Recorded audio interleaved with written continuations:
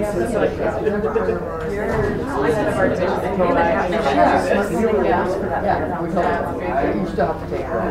guys, welcome.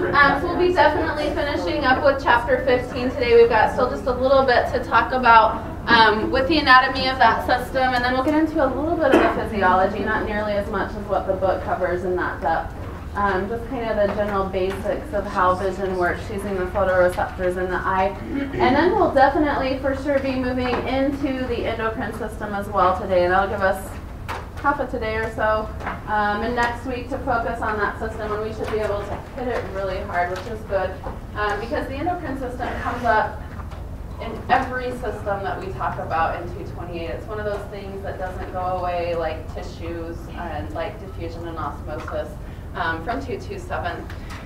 Just want to put a reminder out there that course evals are available through Blackboard, so I do read those and they're helpful to me every semester, allow me to make changes and to incorporate things that students suggest in a lot of cases. So if you'd be willing to fill those out, that would be great. Next week is our last week of classes. So you guys have your lab finals next week, not a cumulative final, but just a unit final. And then after that, you're done with lab, so we're finishing up with lab next week completely. You won't have to come back at all during finals week. Finishing up with lecture next week completely, and then the week after that, you will have the potential to take 2 finals in here. So on Tuesday, December 18th, we'll be having the unit final, which will just be covering what we've gone over in class since our last exam. So chapter 12, 15, and 16, I think, is about where we're at. And then on Thursday, okay, we'll have the cumulative final. I get a lot of questions about that particular exam.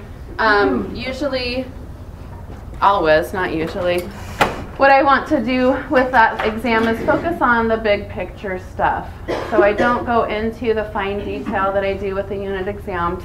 I don't pull the same questions off the tests that you've already taken, but I go back through what we've covered that semester, and I kind of try to make questions that focus more on the big picture rather than the really nitty-gritty fine details that you got in your unit exams.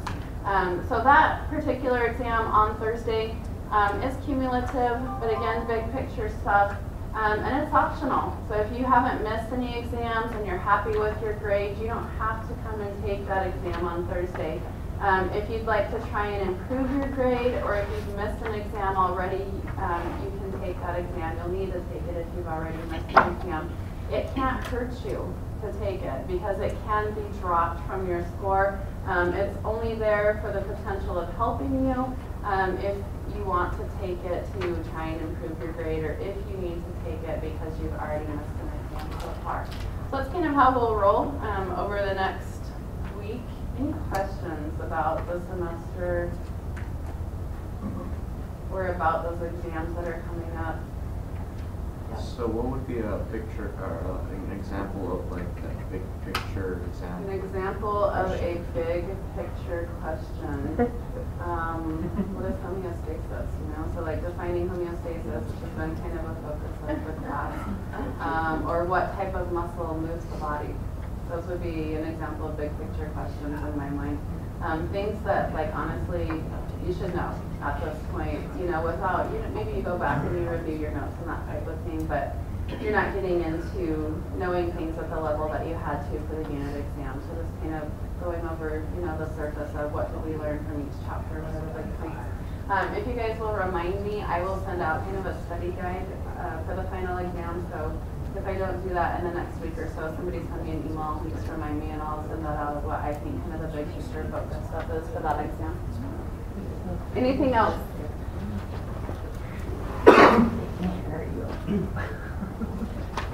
It's just paper. Okay. Well, when we left off, we were still talking a little bit about the anatomy of the eye, and I had mentioned that the eye itself is hollow, that it's separated kind of by the lens, these structures right here, into 2 different segments or 2 different chambers. So we talked a little bit about the posterior segment or the posterior chamber, that it has this gel-like fluid within it that's known as vitreous humor, and that the vitreous humor is very, very important for pressurizing the eye, which is going to help it to maintain its shape. That's extremely important for it to be able to function properly, so that you can see, and we're going to talk about a little bit later on how in almost all cases, if you have a vision problem, if you can't see 20/20, it's because of a misshapen eye. So the eye is either too long or it's too short. We'll look at that a little bit later on, but very, very important for maintaining pressure in the eye and keeping it almost perfectly spherical so that it can work properly to bend light rays, essentially. The other thing is, as we were talking about, this vitreous humor keeps the retina, that sensory layer of the eye, pushed up against the back of the eye, and that's important again because you'll remember that the only place where the retina is actually attached is right here, where the optic nerve is exiting out of the back of the eye. We didn't talk yet about the anterior segment. So you can see it's quite a bit smaller. It's right here in front of the lens, but behind the cornea. This particular structure, this hollow chamber, is also filled with a fluid. The fluid that is within this particular segment is a little bit more watery. It's not gel-like, and it's known as aqueous humor. Aqueous humor is produced all the time, so it's actually filtered out of the blood.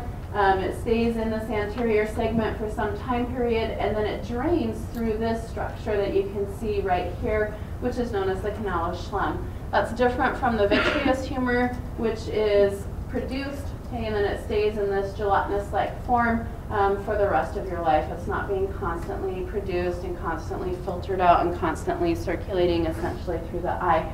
But the aqueous humor is. The aqueous humor actually works to pressurize the cornea. And if you have a problem with this particular fluid being overproduced or not draining properly, what you can get is a buildup of this aqueous humor here in the anterior segment, and that tends to put too much pressure on the cornea and too much pressure on the other structures of the eye as well. That's actually what glaucoma is. Glaucoma is just a situation where there's either a problem with the aqueous humor draining or there's a problem with it being produced too fast. There's too much aqueous humor essentially, and it's putting too much pressure on the cornea and the other structures of the eye.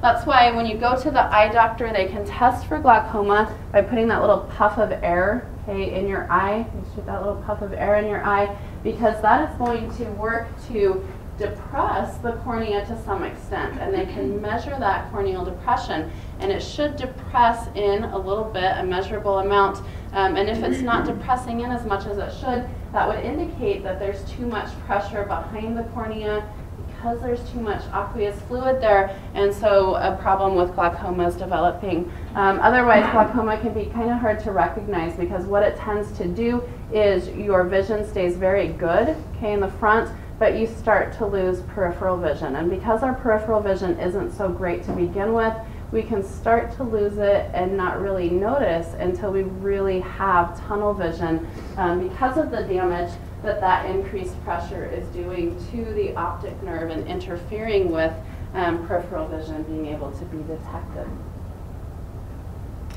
The last thing that I wanted to talk about just structurally, anatomically with regards to the eye is to discuss just a little bit the lens. We've talked about already the fact that the lens is this structure that sits right here. It is biconvex, okay? So what I mean by that is it is convex in this plane, and it is convex in this plane as well. And if you were to actually see the lens from an eye, it actually would be almost perfectly spherical. You guys saw the lenses from the sheep eyes when you did the sheep eye dissection, and they weren't perfectly spherical, and they were kind of hard, and they weren't clear. And all of those changes happen to the lens because of the preservation process. But if you were to see them from a fresh eye, they would be biconvex. They would be almost spherical. They're transparent as well, and that's important because light rays are going to pass through the cornea, and then they need to be able to pass through the lens to go to the back of the retina. If you look at this picture down here, we have a lens that has cataracts. What happens with cataracts is you start to get protein buildup in the lens essentially, so that it's no longer crystal clear. You start to get some clouding because of those proteins that are building up within the lens itself, and that prevents light from being able to pass through the lens and land on the retina, and it causes blindness or cloudy vision depending on the extent of the cataracts because of that, because it's just physically blocking the light from being able to pass through that lens and land on the retina itself. The other thing about the lens of the eye that's really important to its function is it's really quite flexible. So you guys have talked in lab about the fact that we've got this muscle with these suspensory ligaments that are attached 360 degrees to the lens, and that's because the lens, in order for us to go from distance vision to close-up vision, and from close-up vision to distance vision, needs to be able to change shape. Okay? It's got to be able to change the way that it bends light rays that are coming in from distance objects, okay, with regards to how it bends light rays for close-up objects. And changing its shape is going to allow for it to bend those light rays slightly differently. So it needs to be very, very flexible, and that's why people past the age of 40 or so, as we start to age, the lens loses flexibility, and a lot of times people start needing reading glasses for the first time because it's not able to change shape as effectively going from distance vision to close-up vision and from close-up vision to distance vision. It just becomes a little bit harder, it becomes a little bit more inflexible as we age, and that can cause problems for accommodation, which is essentially the changing of the shape that needs to occur to allow us to have both types of vision. So I want to get just a little bit into a tiny bit of physics, okay? And I've mentioned already that the shape of the lens, the shape of the cornea allows it to bend light rays and to focus light rays. And so I want to give you a little bit more of an explanation of how exactly these light rays are bent by the curved surfaces of the lens and the cornea. And so I've got a couple of diagrams up here that help to represent this for us. If you look first of all at this picture right here, what we've got is a concave surface. So a surface that is bent in or bowed in, as you can see here. And what these yellow lines are representing are light rays that are passing through that concave surface. And when light passes through a concave surface, it actually spreads the light rays, so it moves them further away from each other. It diverges the light rays, essentially, is another way of saying that.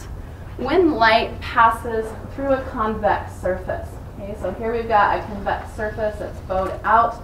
Again, we've got those yellow lines that are representing the light rays passing through.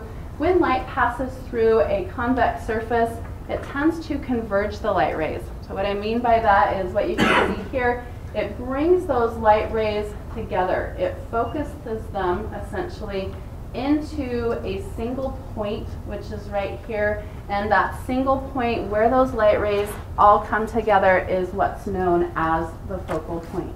Okay? So we've talked about already the fact that the cornea of the eye, you can see that right here, is a convex surface. Okay? And if you look at the lens, not a great representation here, but it is, okay?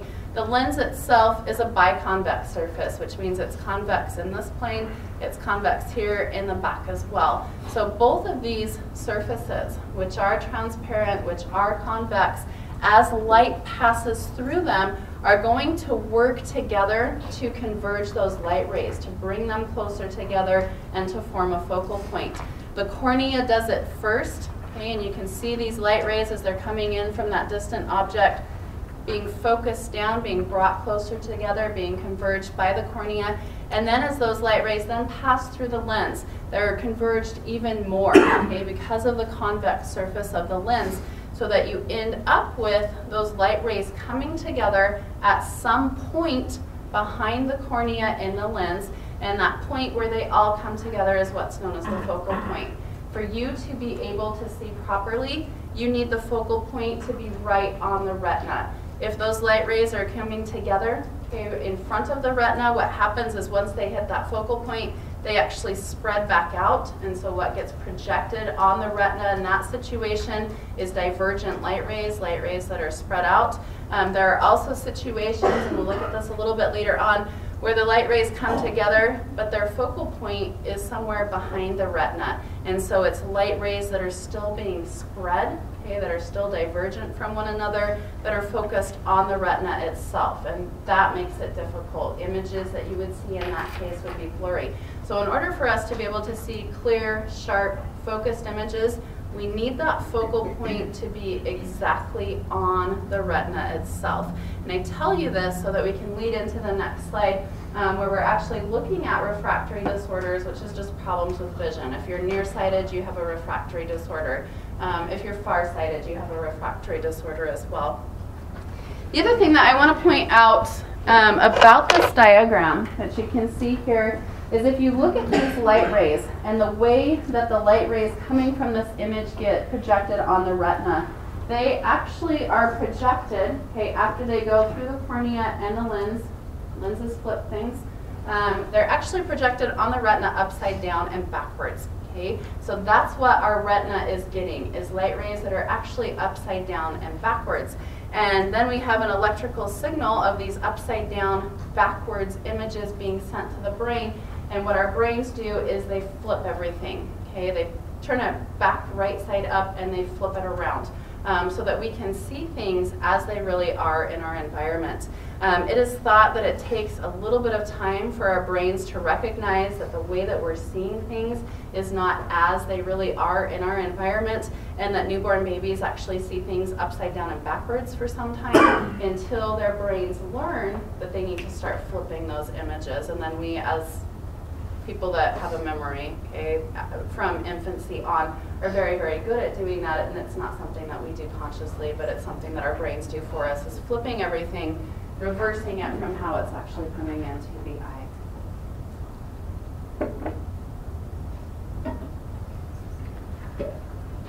So we talked about this teeny little bit of physics and talking about how lenses change things. They change light rays, flip things upside down and backwards.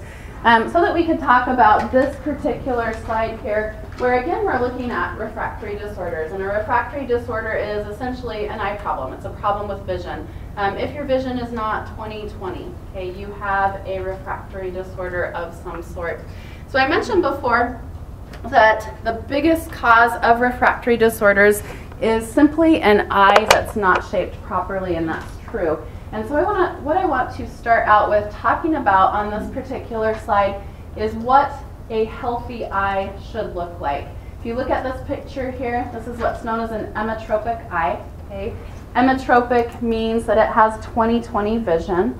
If you're not sure what that means exactly, it means that somebody that has an emmetropic eye can see at 20 feet or from 20 feet distance what somebody with perfect vision, or what we consider to be perfect vision, can see from 20 feet as well. And if you look at this emmetropic eye, you'll notice that it is, as I said before, almost perfectly spherical. So again, we've got these light rays that are coming in from some object. Those light rays are converged by the convex surface of the cornea, so they're brought closer together. The light rays then pass through the biconvex surface of the lens. They're brought even closer together, and you'll notice in this emmetropic eye, and this is the part that's really important, those light rays come to their focal point. They converge, okay, right on the retina, so that what is being projected on the retina is a single focused light ray essentially coming in from that object. If you look at what happens in a myopic eye, if you are farsighted, you have myopia, okay? The number one cause of myopia is an eye that's too long. So most of us that are nearsighted. Most of us that are nearsighted, you know that probably as a child you had 20/20 vision, and then at some point you ended up needing glasses because you couldn't see properly. And if you're like me, your vision got worse and worse and worse until you were legally blind by the time you finished college, which I blame on studying way too much. And the reason for that is some people tend to have eyes that are a little bit more stretchy than others. And remember that we've got this vitreous humor back here that pressurizes the eye. And sometimes what will happen is the eye will start to stretch because of that pressure on the vitreous humor, and it will elongate, elongate, elongate, elongate. And as it continues to elongate, you become more and more and more nearsighted. And the reason for that is when the eye elongates, it moves the focal point in front of the retina. So we've got this eye that's too long, okay, light rays are still being converged by the cornea They're still being converged by the lens. They come to that single point, the focal point, but in an eye that's too long, that focal point is in front of the retina. And then those light rays scatter back out, they diverge past that focal point, and you get these divergent light rays being focused on the retina, and that is going to give you blurry images for somebody that's farsighted. As the vitreous tumor continues to put pressure on the eye of somebody who tends to just genetically have a little bit more stretchy eye, and the eye continues to lengthen out, what's going to happen to the focal point? It's going to get further away from the retina, so it's going to move further and further away as the eye is lengthening. And what's going to happen to how divergent these light rays are, okay, as that focal point moves up? They're going to spread even more, right? So if your focal point's up here, maybe the light rays are coming in and they're really divergent by the time they're hitting the retina. And that's making your distant vision worse and worse and worse and worse. So by the time I had mine finally corrected, I think my distance vision was like 2,500, okay? Which means that I had to be at 20 feet to see what somebody else could see from half a mile. Things like buildings, mountains, stadiums. I couldn't see those things because I was so blind. So what they would do to correct that particular situation with glasses is they would use a concave lens, okay? Because what a concave lens will do is, because of the way it bends light rays, spread those light rays a bit before the cornea converges them, and then the lens converges them, and that's going to put that focal point back a little bit. Okay, it's going to push the focal point back because we first spread those light rays. And what we want to do with that correction is get that focal point where those images are coming together projected again right on the retina so that we can pick up those crisp, clear, sharp images from the eye. I ended up having LASIK, and what they do in LASIK is they change the shape of the cornea, because if you can make the cornea less convex, you can change the way that it bends light rays. So if you look at the cornea, it is quite convex. It is actually the more powerful magnifier than the lens because of its shape. And so if you can go in there and kind of shave this down and flatten it so that it goes from being something that's very convex to something that's a little bit more flat, it's not going to bend the light rays as much, it's not going to converge them as much, and if the cornea is not converging the light rays as much, you can move that focal point back onto the retina, which is where you need it to be able to pick up sharp, crisp, clear, acute images, essentially. Yeah? With the myopic eye, or is that how you say it? Yes. So your eye, or I'm trying to grasp this real fast. So it thinks that it's going to that point, right? And then what happens? It spreads. It does. It restart? So once light rays hit that focal point, they converge, then they spread back out. And so that's what happens, is you're getting the spread rays instead of the focal point projected on the retina. Oh. That's exactly right. Yeah. Does the cornea never heal itself? Because otherwise the LASIK would not work, right? It's very good at healing itself. There is a nerve that runs to the cornea that helps to keep your eyes lubricated in there, and a lot of times that nerve gets cut when they're messing with the cornea. But again, that's going to be a peripheral nervous system area, and it's going to be an axon that's cut, so it takes some time, but usually that nerve will grow back into place, and your eyes will be okay after the procedure. It may take up to a year that you have really, really dry eyes because of that nerve having been cut. But the cornea is very good at healing itself. So they shave off the front of the cornea in order to change the convergence of light rays. They do. But then why doesn't it just grow back to the way it was, and that shaving didn't do any good? I don't know. Oh. So what happens is they make a little bit of a flap. They cut the surface of the cornea off.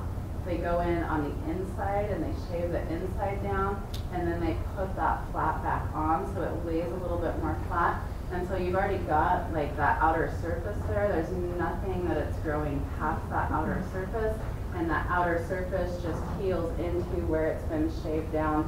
Those things fuse, and then there's really nothing to replace. You actually take out the inside as opposed to taking out the outside where it might try to grow back into the outer portion. So the outside, the boundaries are intact, if that makes sense. There's not something to grow past, basically. And usually with the cornea, it's so good at healing itself that refusion of the cornea will take like 24 hours and it'll be back in place and mostly healed up at that point. Anything else? Yeah. So what's astigmatism? Astigmatism is a cornea. So normally what you would need for the cornea surface, and this isn't a 3D image so it's hard to see, but you would need it to be consistent in its shape and smooth. And what happens with astigmatism is there are areas of the cornea that are thicker than others essentially, and that changes the way that light rays pass through. So astigmatism, I believe, now also can be treated with laser procedures because they just need to go in and even out the cornea. All right. So we talked a little bit about what happens if you're nearsighted. The other major refractory disorder is to be farsighted, meaning that you can see things at a distance, but you need reading glasses for close-up work like reading or sewing or things like that. What happens when people are farsighted, okay, this is known as hyperopia, it's usually that they were born with eyes that were too short. Okay?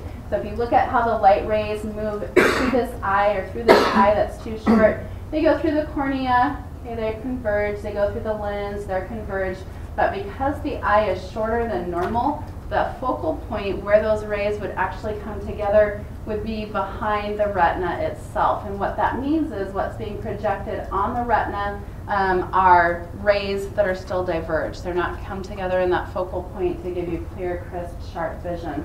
So what we would do to fix that with a lens is we would use a convex lens, okay? So that we have an additional focuser sitting in front of the eye so that as light rays pass, we're going to converge those rays, the cornea is going to converge them even more, and then we get the lens converging them, and those three things all working to converge those light rays very powerfully is going to bring that focal point up in front of the retina, or on the retina basically, so that you're getting those light rays being interpreted properly.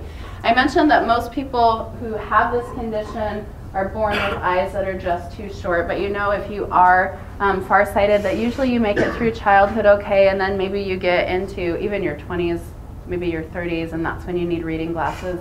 And the reason for that is the lens is very, very flexible, and most people that have this situation are very good at accommodating through squinting, okay, or doing other eye movements to be able to work close up while they're young. And it's as they get older and the lens becomes less flexible that they're no longer able to accommodate for that, and then they need correction for it.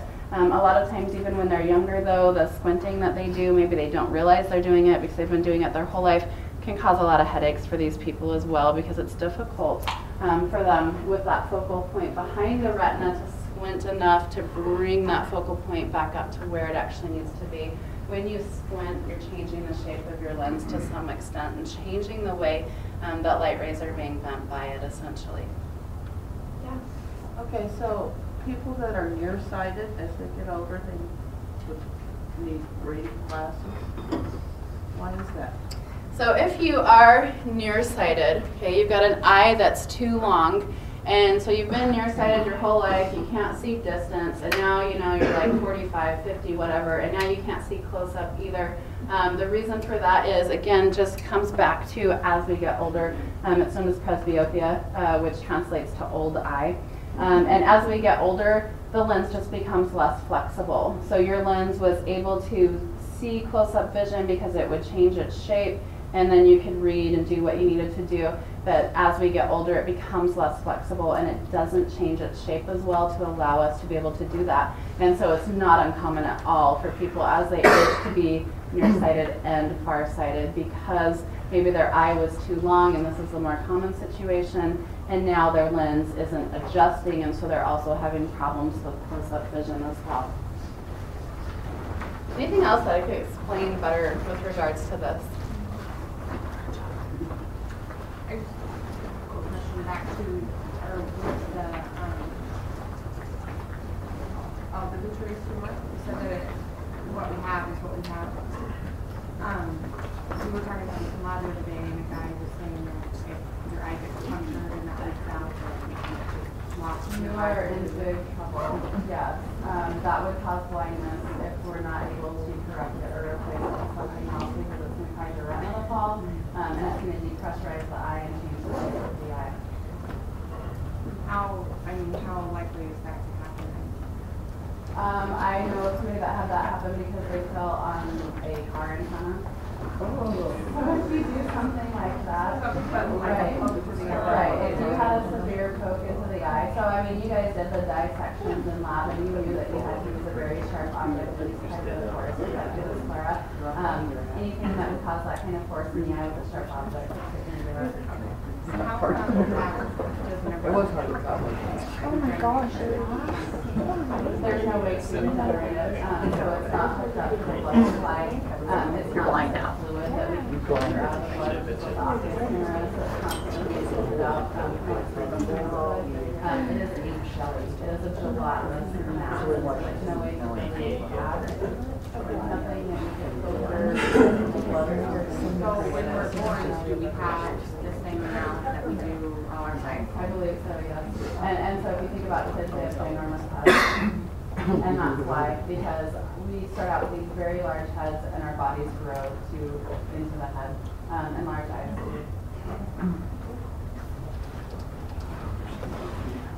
All right. So we talked a little bit about the anatomy of the eye, how light rays pass through, how they're going to be bent by the lens to some extent. The last thing that I want to do with this particular chapter is talk again very briefly about how these light rays pass through the eye and how they're interpreted into electrical signals by the photoreceptors that are in the sensory layer of the eye. So we've talked about these photoreceptors just a little bit previously. I mentioned that these are neurons that respond specifically to changes in light intensity, and that's the reason for the term photoreceptor. We talked about the fact that there are a couple of different types of these photoreceptors in the back of the eye. So I want to review just quickly the way that this process actually works. If you look at this whole eye right here, it's showing how light actually moves through the cornea and through the lens to be projected back here on the retina. We talked a little bit about the retina itself when we first were getting into the anatomy of this chapter, and that it has these three different types of neurons that all synapse with each other. If we were to take this little portion of the retina, magnify it a little bit more highly, what we would see is this diagram right here. And you'll remember, okay, as counterintuitive as this seems, at least it does to me, because it seems like it's going backwards. Light rays come into the eye, they go all the way to the back of the retina, and it's all the way here in the most posterior, in the deepest layer of cells, where we actually find the photoreceptors, the rods and the cones. So you'll remember that they're just named based on their shape, that rods are very much rod-shaped, that cones are very much cone-shaped. They have kind of a pointy tip to them. And I've got an actual picture of some rods and cones from the eye that I'll show you a little bit later on, so that you can see that this is very much the case. We talked a little bit about the fact that rods are hundreds of times more sensitive to light than cones. So I think sometimes students get into this mindset where they think, oh, rods are for dim light, so they're less sensitive to light. Don't make that mistake. They are much, much more sensitive to light, and that's why they are capable of being activated under dim light conditions. Rods are much more common in the retina than are the cones, but they do not generate action potentials as quickly as cones, and that's why when you have dim light vision, it tends to be kind of fuzzy, not as acute. They also are not capable of responding to different wavelengths of light and therefore being able to see color, and that's why we get a grayscale, kind of a little bit fuzzy vision at night or in low light conditions. It's because of differences in the way that the rods actually work. We also talked about the fact that we've got cones, so there are less of the cones within the retina. They are far, far less sensitive to light, so you need to have much more higher intensity light for cones to actually be stimulated. And there are three different types of cones. So there are cones that are most responsive to red frequency light. Okay, so long wavelength light. There are cones that are most sensitive to blue light, okay, which are light waves that are shorter. And then there's cones that are most sensitive to green wavelength light, okay, which has a wavelength that's kind of a medium, kind of in between the red and the blue. So here's how we're going to approach this. We're going to talk about the specifics of how rods are stimulated when light comes into the back of the eye, and we're going to talk about the chemical reactions that occur within the rods to allow them to generate action potentials and communicate with the brain that there's been a change in light intensity. And then I'm just going to say, and cones are basically the same, okay, because they go through the same series of chemical reactions with a few exceptions that we're going to talk about a little bit later on. So here's this picture that I mentioned before, actually looking at these photoreceptors within the eye. We've got some cones here with their very much cone-shaped tip. What we're going to be focusing on with the next couple of slides are the rods. Okay, and you can see that again, they just have kind of that rod-shaped dendritic end to them. And these are the ones that again are more sensitive to light, and so allow us to be able to see in low light conditions. What actually happens within the rods is they contain a pigment inside of them. This pigment is sensitive to light, so it's activated when light comes into the eye itself, and this pigment is known as rhodopsin. And what happens when light enters the eye and it passes through the cornea and it passes through the lens and it falls on these rods that are located within the retina is the light actually causes the rhodopsin essentially to split in half. So we get this chemical splitting in half within the rods themselves. What rhodopsin breaks down into when it splits in half is a chemical which is known as retinol, and a second chemical which is known as opsin. And opsin is really the important one because opsin is what triggers the additional chemical reactions that have to occur for the rods to communicate with the brain, essentially. Can you repeat that last part? Yes, so I said that opsin is the important one because it's the one that triggers the chemical reactions that allow the rods to communicate with the brain.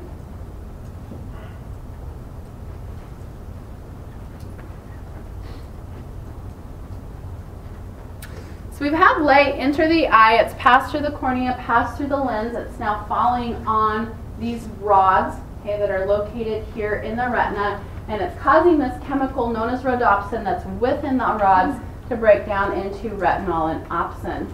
What happens once opsin is produced, okay, once it's split by light essentially, is it activates a second chemical still within the rods. So this is a reaction that's happening in the rods themselves, and that chemical is known as transducin. Transducin, once it's produced, activates a third chemical which is known as phosphodiesterase. So we get basically this cascading series of chemical reactions occurring where opsin is causing transducin to be produced, which is causing phosphodiesterase to be produced. This is the important one, okay, because when it is produced, it breaks down a chemical which is known as cyclic guanosine monophosphate, or CGMP. And what CGMP does in the rods is it holds their sodium channels open. So if you think back to what we talked about with neurons and how neurons actually work, what does open sodium channels cause in a neuron? Anybody remember that? It's kind of the first step in generating action potentials. Causes depolarization, right? Okay, so phosphodiesterase breaks down this chemical that holds open the sodium channels on the neurons within the eye, on the rods.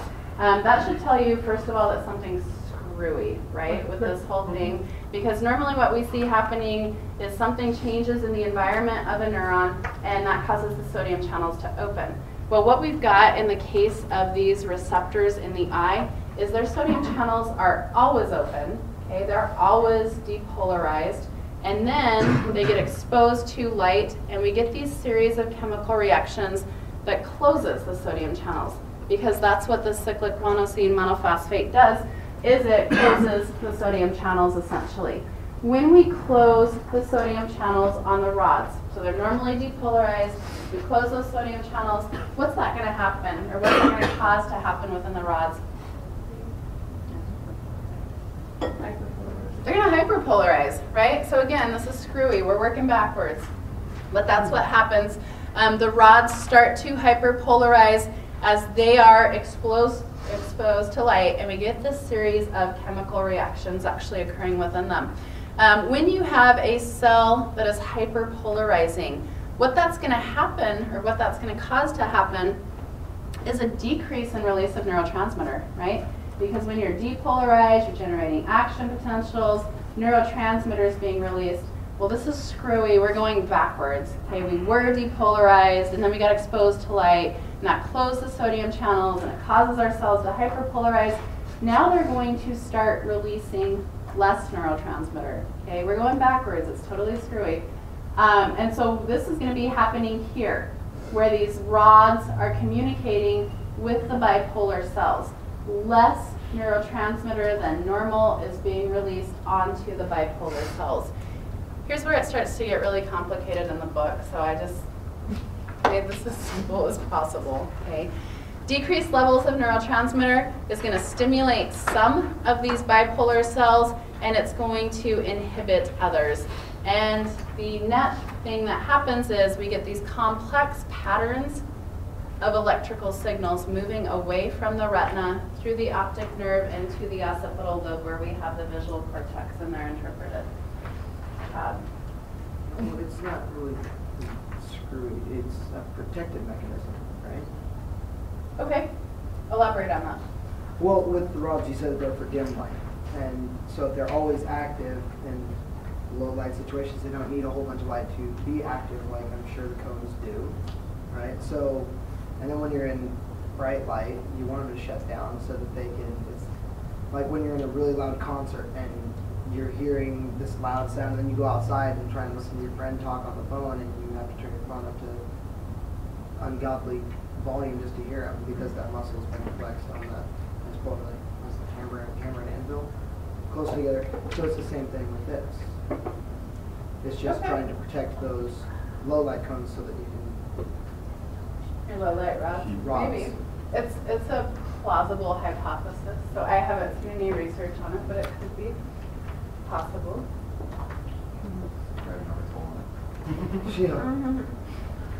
All right. So one more slide. So that's how the rods work. Basically, we get this light coming in, we get these series of chemical reactions, we get an electrical signal that's moving back towards the brain. Cones work in basically the same way as the rods do. I mentioned before, though, that there are 3 different types of cones, that they are the 3 different types most sensitive to lights of certain frequencies or lights of certain wavelengths. We have red cones, again, that are most sensitive to long wavelength light, green cones, which are most sensitive to kind of medium wavelength light, and blue cones, which are most sensitive to short wavelength light. And basically what happens is when we have these lights of different wavelengths entering into the eye, there's a chemical within the cones. It's similar to rhodopsin. It happens to be known as iodopsin, however. And if you have, for example, a green cone being exposed to green wavelength light, what happens is the iodopsin in the green cones breaks down into retinol and a pigment, which is known as chlorolate. If you have red cones that are being exposed to red wavelength light, you're going to get iodopsin within those red cones breaking down into retinol and erythrolate. Okay? If it's a blue cone that's being exposed to blue wavelength light, then we get iodopsin breaking down into retinol and cyanolate. What happens once you get that splitting, once you get that breakdown of the pigment that's within the cones, is basically the same series of chemical reactions that you see with the rods, eventually causing the sodium channels to be closed, the cell to hyperpolarize, and complex patterns of electrical signals moving away from the retina and towards the brain itself. Now you guys all know that certainly we can see far more colors, thousands more colors in different shades and different tints than just blue and green and red. And the reason for that is kind of intermediate frequencies of light may stimulate both types of cones. So if you get green and blue cones both being stimulated to some extent, you're going to see kind of greenish blue or turquoise colors. If it's the red and the blue that are both being stimulated to some extent, then you're going to see different shades of purple. If red and green are both being stimulated to some extent, then different shades of yellow, for example. If all the cones are being stimulated equally, okay, what you actually see is white. What would black be? Okay, none. Basically the absence of color. None of the cones are being stimulated, essentially, is the idea with black. So it's differences in kind of the different types of cones that are being stimulated and to what extent they're being stimulated that's going to allow us to see all of the different colors that we're capable of seeing, not just red, green, and blue. Color blindness is relatively common, especially in males, and the reason for that is it is carried most of the types of color blindness. The genes that cause them are carried on the X chromosome. Males have just a single X chromosome, so if it has those bum colorblind genes, they're going to be colorblind. Females have two X chromosomes, so they would need both of those X chromosomes to be carrying that gene to end up with that situation. And that's why you see color blindness and some other diseases as well that are carried on the X chromosome being far, far more common in men than they actually are in women. But what happens in somebody who's colorblind is they are either completely missing, okay, the cones, or the cones don't function properly for them. So maybe they're present, but they just don't function like they actually should. It's very, very common in men to be red-green colorblind, okay, so not to be able to tell the difference between those different colors. Another type of color blindness that's rather common actually is yellow-blue color blindness, where you can't tell the difference between those colors as well. Anything that I could explain better before we get started just a little bit with the endocrine system? Yeah? I just didn't catch what you said the first thing was for each of those colors. So I didn't give specific numbers, but I did say that red cones are most responsive to long wavelength light. That blue cones are short wavelength light, and green cones are long wavelength light.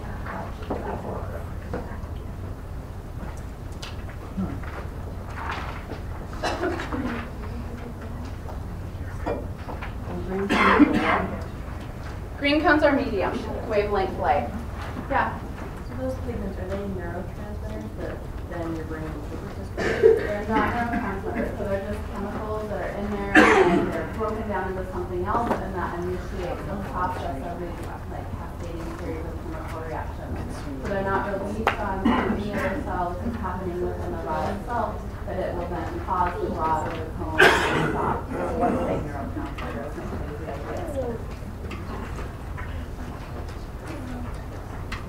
All right, give me just a moment to put up the slides for the endocrine system.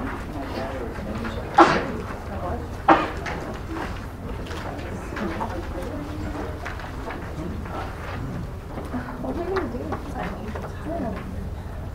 Do you guys know? You know it? Like, how do you that's cool. I didn't know it. My mom had Endocrine Disorders. It is 20-some years. She's the All right, guys, as I was saying before, this is my favorite chapter, and I've always thought the endocrine system was interesting. It's nice to like be on to something new after hitting the nervous system for 5 or 6 weeks. And the reason that it's my favorite, I think, is because there are so many strange conditions and strange things that can happen to people when they're suffering from an endocrine system disorder, as referenced by these pictures here. The endocrine system was the last system of the body that was discovered. We didn't know what the endocrine glands did, that they released chemicals that had certain effects in the body. And so even 100 years ago, if you were suffering from an endocrine condition, it would be something that a doctor wouldn't be able to diagnose necessarily. They wouldn't know what it was, they wouldn't know what was causing it, because they really didn't know what the endocrine system was to begin with at that time. And if you think about what was going on 100 years ago, we had these circuses that were traveling the country, and they had the sideshow freaks, okay? And in many, many cases, those were people that were actually suffering from endocrine system conditions that the doctors at the time were not able to diagnose because of our limited knowledge about the system and limited understanding of how it actually works. So these people at this time had kind of like trading cards, if you will, sort of like baseball cards, I suppose. And I pulled some of these from Google just to give you some examples of the conditions that are out there that are problems with the endocrine system. And we'll be talking about some of these as we're going through this class, and we're looking at each organ and the particular hormones that it produces. This is a woman, her name was Annie Jones. She was in the circus sideshow as the bearded lady, and you can see why here. That she had a pretty extensive beard. There is a very, very common endocrine condition which is known as polycystic ovarian syndrome, or PCOS, that can cause this in women. Women that have this condition have a problem with sex hormones in the brain and the ratios in which they're produced, and that leads to them having an overabundance of testosterone, which can certainly lead to that condition. It can be difficult to diagnose because it kind of mimics some other endocrine conditions that are out there, but it's estimated that somewhere between 5 and 10% of women actually have that condition. So it is the most common endocrine condition, certainly in women, and probably in people in general. But again, when not well controlled, can lead to development of a beard, makes it very, very difficult for women to lose weight, causes problems with fertility. It's the leading cause of infertility in women, causes problems with acne as well because sex hormone levels are not right in the body. This man here, also in the circus sideshow, he was the circus giant. We talked previously about Robert Wadlow, who had a condition which is known as pituitary gigantism, and that's what this man suffered from as well. The pituitary gland just produces, in this case, too much of the hormones that cause the bones to grow, and so people end up of a very, very large stature because of that. Definitely an endocrine system condition. This is Dolly Dimples. So she was touring with the circus sideshow as the fat lady. And it would be hard to say, you know, looking back, if she did have an endocrine condition.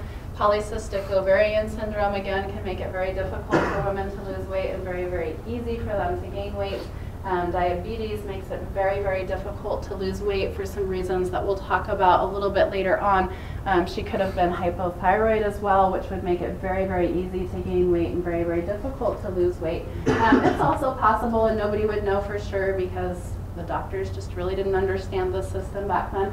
Possible that she ate too much, okay? And when you're this size, that's going to cause endocrine system disturbances. So whether her eating, okay, caused her obesity, which then disrupted the endocrine system, or her endocrine system was malfunctioning to begin with, which caused her obesity, would be up for debate. But she definitely has an endocrine system problem at this point, and I would say she's probably at least insulin resistant, which we'll talk about a little bit later on, that her body's not going to be able to respond to insulin properly in that particular situation. This man's name was Isaac Sprague. He was touring with the Barnum and Bailey Circus, which, by the way, are people that are related to me. My great-great-grandma was a Barnum. He was touring with their circus as the living skeleton. He developed totally normally until he was about 12 years old, and then he just started to lose significant amounts of weight. In this picture here, he's 43 years old. He was 5'6", and he weighed 44 pounds. And he would carry, it's said, a sweetened flask of milk around his neck just to keep himself from passing out. So he was constantly drinking on that. Again, you know, this was over 100 years ago. What specific endocrine condition caused his particular problem is anyone's guess, but there's definitely some type of wasting issue here, maybe hyperthyroid, maybe some other condition that's leading to him having a significant weight loss and being essentially a living skeleton. Yeah? Oh, I missed. How much did he weigh? He was, did I say 43 and weighed 44 pounds? Wow. He was either 44 and weighed 43 pounds, or he was 43 and weighed 44 pounds. It doesn't matter. Wow. One of those two.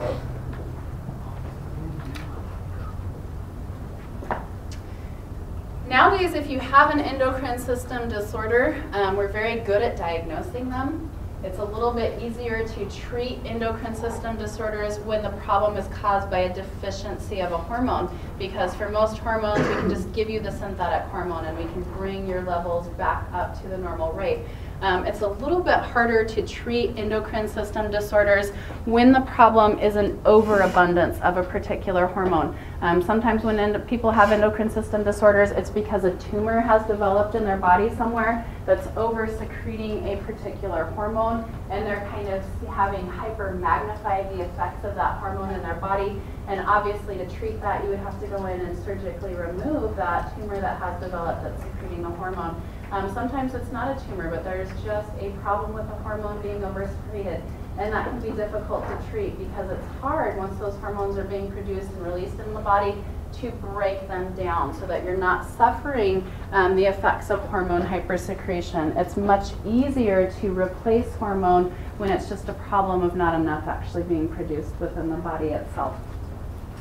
So I'm going to give you kind of some general information, some general background to the endocrine system itself. The reason that it's kind of lumped here onto the end of 227 after we talk about the nervous system is because its general function is very, very similar to that of the nervous system.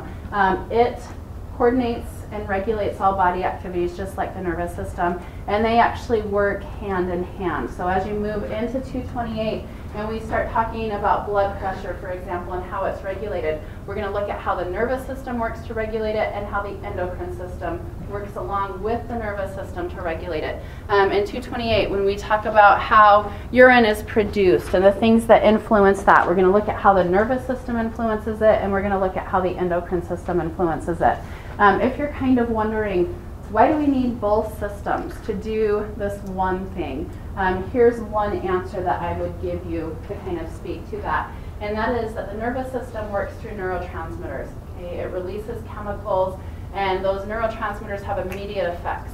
Very, very quick effects.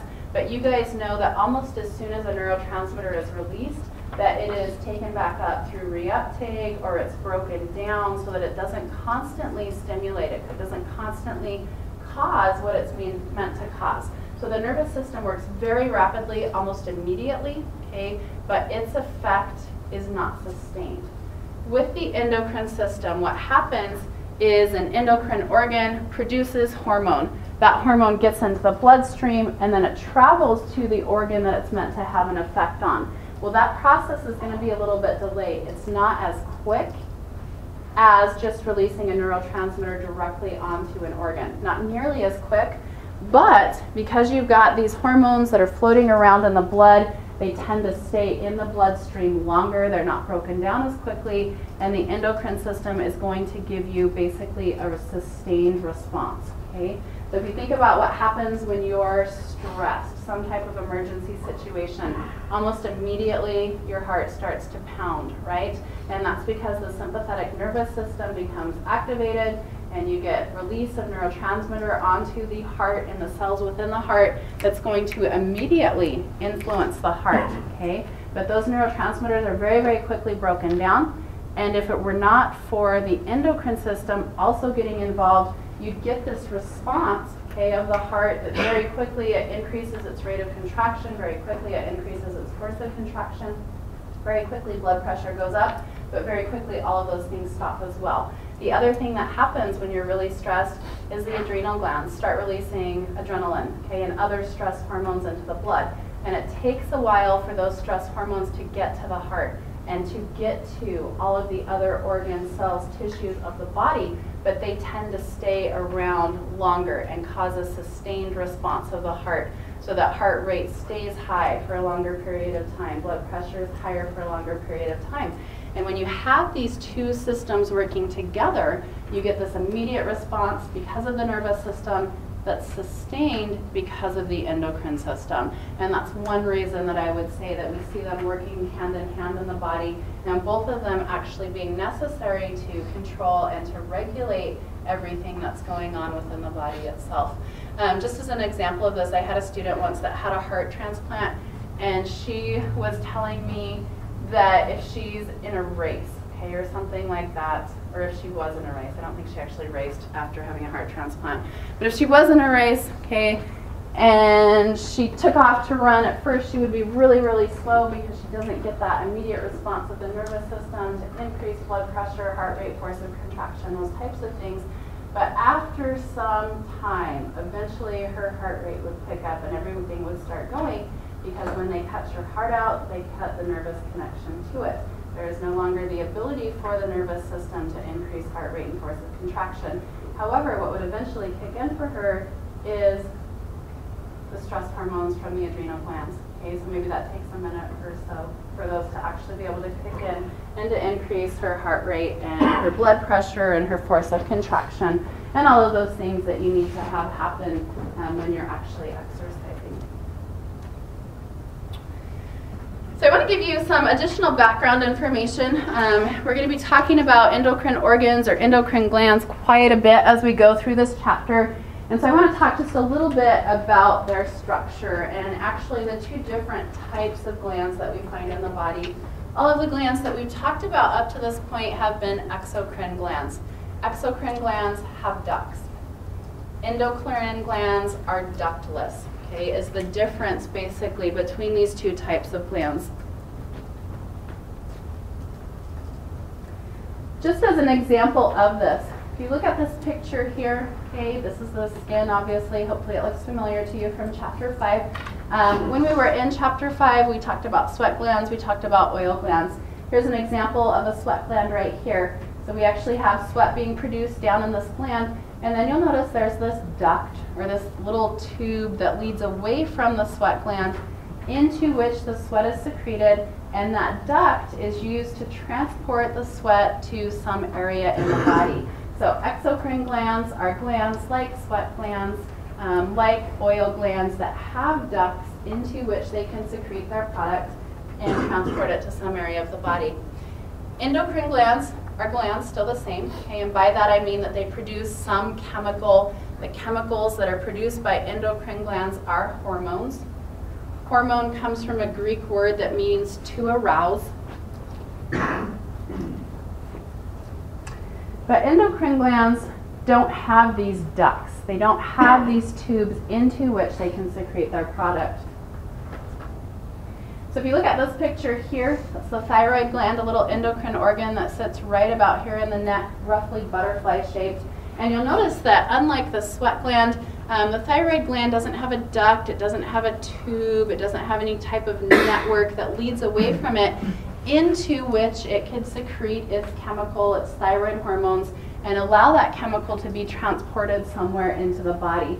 What you've got instead with endocrine organs are structures that are very, very vascular. So they have a deep, intense blood supply. You can imagine taking just a little portion of the thyroid, magnifying it a little bit more highly. This is what you would see.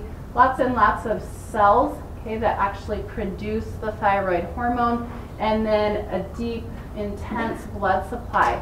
So that what happens with these endocrine organs is the cells just secrete the hormone, they secrete their product, the chemical, into their environment.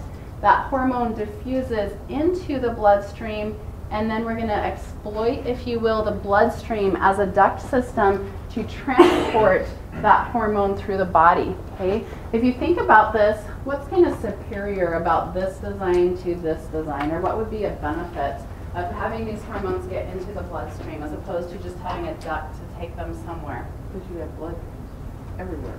Okay, blood goes everywhere, right? Was that kind of what you were going to say? All right. If you went to the bodies exhibit with me, one of the things that you may have picked up on as you were in the cardiovascular system and looking at the very extensive network of blood vessels in the body is one of the things they said is there is no cell in the body that's more than a micrometer from the blood supply. So if you can get your chemical into the blood supply, now that chemical can access really almost anywhere in the body, because that's a duct system that will take it to every single cell. Whereas this is a duct system that's just going to allow that product to be released in a very specific, controlled, localized area, essentially. So kind of superior. You know, we still exploit the blood vessels, and that can get this hormone anywhere in the body where it needs to go, so that it can have effects really on multiple organs, as opposed to just allowing it to be secreted into one very, very specific area. So I mentioned these hormones. Okay, these are the chemicals that are produced by the endocrine glands that get into the bloodstream, that use the bloodstream then really to have the potential to access every single cell in the body. I want to talk just briefly about the chemistry of hormones. So the book really goes into some detail on this. I'm going to simplify it quite a bit more. There's just one little thing that I really want you to know about these that will help us to understand some additional things about hormones a little bit later on. And that is that most hormones can be classified into two groups. Okay, if you simplify it from what the book says. They can be classified as steroid hormones. Steroid hormones are lipid soluble, and that is what I want you to know about them. They are fat soluble. They dissolve in fats. They do not dissolve well in water.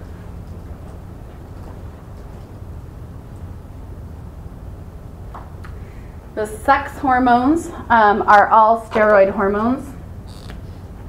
So the sex hormones are progesterone and estrogen in women.